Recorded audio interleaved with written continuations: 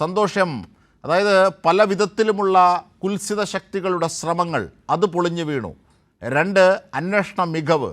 3, ഏറ്റവും പ്രധാനപ്പെട്ടതായി തെളിവുകൾ ശേഖരിക്കാൻ വളരെ പരിമിതമായ സാഹചര്യത്തിൽ പോലും തെളിവുകൾ ശാസ്ത്രീയമായി കണ്ടെത്തിയ പോലീസിൻ്റെയും അത് കോടതിയിൽ അവതരിപ്പിച്ച പ്രോസിക്യൂഷൻ്റെയും വിജയം. ഇതൊക്കെ ഈ ശിക്ഷാവിധിക്കൊപ്പം ചേർത്ത് വായിക്കേണ്ടതാണ്, ആ ശിക്ഷാവിധിക്കൊപ്പം ചേർത്ത് വായിക്കേണ്ടതാണ്.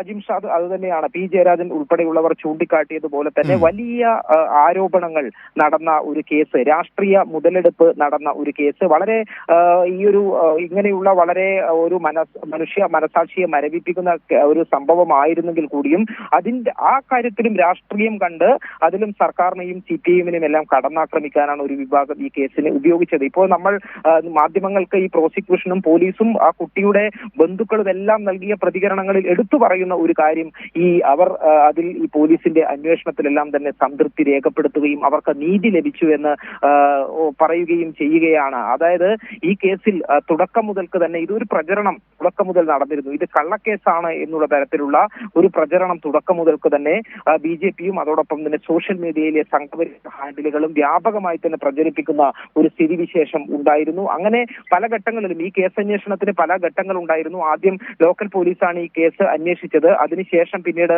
സർക്കാർ അത് ക്രൈംബ്രാഞ്ചിന്, ആ അന്വേഷണ സംഘത്തിനെതിരെ ചില ആരോപണങ്ങൾ വന്ന സമയത്ത് ക്രൈംബ്രാഞ്ചിന് ഈ കേസ് കൈമാറുകയായിരുന്നു. പിന്നീട് ക്രൈംബ്രാഞ്ചിൽ നിന്നും ACP TK രത്നകുമാറിന്റെ നേതൃത്വത്തിലുള്ള പ്രത്യേക അന്വേഷണ സംഘത്തിന് കേസ് കൈമാറുകയായിരുന്നു.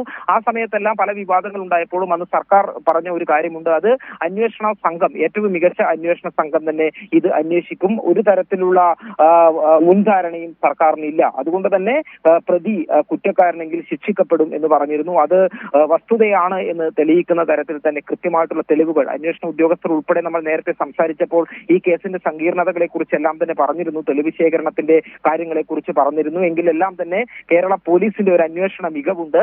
അത് ഉപയോഗിച്ചുകൊണ്ട് തന്നെ കൃത്യമായ തെളിവുകൾ ശേഖരിച്ച് കോടതിയിൽ ഹാജരാക്കുകയും BJP നേതാവായ പത്മരാജനെ അഴിക്കുള്ളിലാക്കുകയും ചെയ്തിട്ടുണ്ട്. അതായത് ജീവിതാവസാനം വരെയുള്ള തടവ് ശിക്ഷ എന്ന് പറയുന്ന ശിക്ഷയാണ് ഇപ്പോൾ പത്മരാജന് ലഭിച്ചിരിക്കുന്നത്.